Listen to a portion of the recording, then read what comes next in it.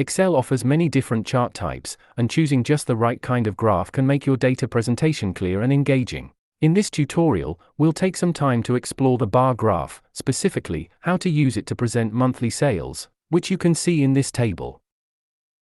First of all, as usual, we need to select the area with the relevant data, the data we want to present in the graph.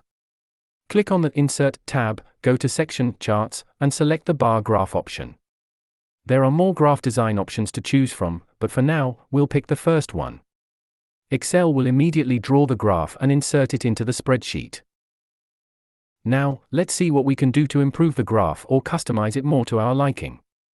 The position of the graph within the spreadsheet can be adjusted in a very simple way.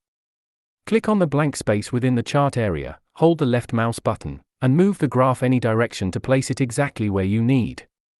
You can easily adjust the size of the graph, too, simply by clicking into any corner of the graph area, on one of the little circles, and dragging any direction until the size of the graph is just what you need it to be. Of course, you can name your graph anything you want. Just click on the caption to make it editable and type in your own title.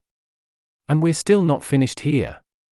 The color and design of the chart can also be easily changed according to your preference. Click on the blank space of the chart area again, go to Design tab, and find the option Change Color to pick from a selection of colors. In addition, the whole graph design can be changed in a similar way.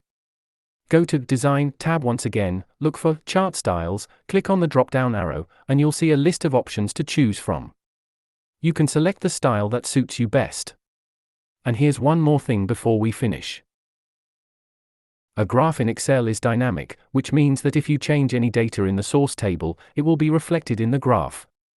For example, we'll change the sales figure for August from 41 to 154. The graph has automatically updated to show this new value. Thanks for watching, and I'll see you in the next video.